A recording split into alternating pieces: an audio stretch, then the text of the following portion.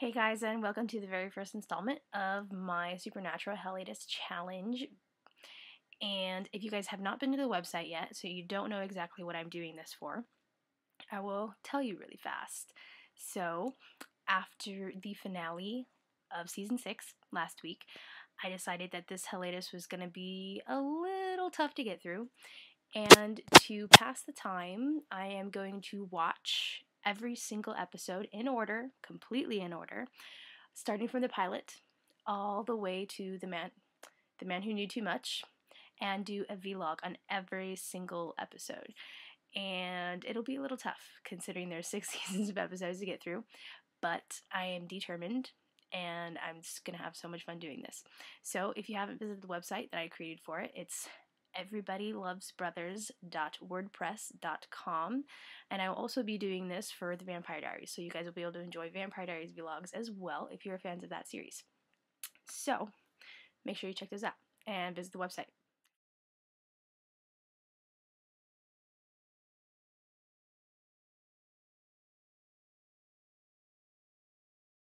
For people that didn't get hooked right after the first few minutes of this episode with that flashback sequence, I don't know what the hell's wrong with you.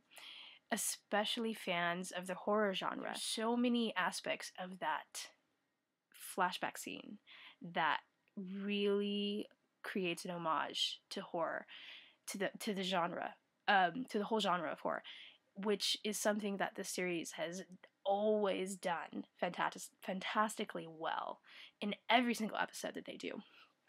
And, I don't think until I really started taking notes watching the episode just a little bit ago that I realized how many horror aspects are in just those first few minutes. The first thing that I noticed is the music. Now, the music in this series has always been fantastic, but it's like it was just like that creepy piano, and it's like you knew something was going to happen or something was going to be around the corner. And then, when Mary gets out of bed and goes into Sammy's room, that's not John just by the way the music is in the background. And it's such creepy music. And then when you hear her scream, it just stops all of a sudden. And John gets up and it's like crazy music again. And then it calms down. And then once the blood starts dripping from the ceiling, it goes crazy again. It's just great. It reminded me of the music like in the old Hitchcock films. The lighting in the series has always been really great.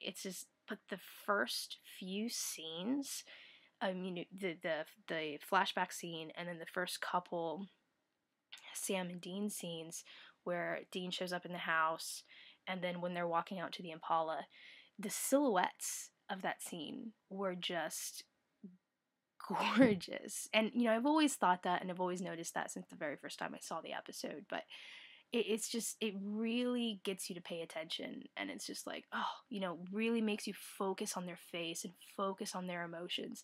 And Jensen and Jared wear so many different emotions on their face because they're that kind of actor that you can't help but really be really focused in on them as characters. And that's the best thing about this series is the characters. The story is always great. The aspects of the mythology are always fantastic. But this story is really all about the characters. And that's what it focuses in on in the first few minutes. And one of the things that I always loved, and it completely sets the tone for their brotherhood throughout the entire series, was the fact that it's Dean, not their dad, that carries Sam out of the house. That is so important. And, it's always Dean carrying Sam. Always, always, always, always Dean carrying Sam. I mean, that is so important to this series. And it's just so, like, push in your face so early on that you just, like, you can't help but pay attention to that. I think another great thing about the series that is, presented that early in the first few minutes is how important that aspect of their relationship is. And one other thing that it set up was a specific line of dialogue that we constantly hear throughout the series. And I'm pretty sure we hear it in every single season. And Dean is the one that says it first. When in the scene where they're walking out to the Impala towards the beginning of the episode. And, Dean is like, "What, are you going to live this normal apple pie life?" that is something that we hear over and over and over again. And it becomes crazy, crazy important, especially in seasons 5 and 6. So, Dean is right. You cannot run from who you are. And that's really one of the most important themes of this series that was, set up first 10 minutes. They're so built together. I mean, they really are built as one person, and they don't know how to function alone. And I think that's something else that is established at the very beginning. They don't know how to be themselves when they don't have each other. It is the first time that Dean and Sam call each other bitch and jerk in the hotel room. Yeah, it's still one of my little favorite aspects of them, because no matter what the hell is going on and no matter how serious things are, when they say that to each other, it just like nothing matters. They remember that, we're brothers and we'll be there for each other no matter what, no matter how much I hate you right now, no matter what the hell is going on, we're in this together until the end. Because I still am adamant in the fact that season 1 is for sure the scariest season of the series, by far. It just does not get any scarier than season 1. Best thing about the series is how it creates those tributes to the horror genre, and it does it right away with this great ghost hunt. Something that I still wonder about is, where did Dean come from at the end of the episode when he ran into the house to save Sam, like pull him out of the fire? I'm just like, because we saw him driving away just a couple of minutes ago, and there's not like there was any signs of the demon there, because the demon was already gone, so the lights weren't flickering. So I'm like, was he being this like really cool big brother that he always will be throughout the series, and he decided to turn around and come check on Sam to make sure he's okay before I actually finally leave? And I'm thinking that's exactly what happened. And it's just like, when you realize that that's what Dean did, and that's what he actually does and has done since they were kids, it's just, it defines the relationship even more. Very first episode of Battlestar or BSG that I ever watched hooked me instantly.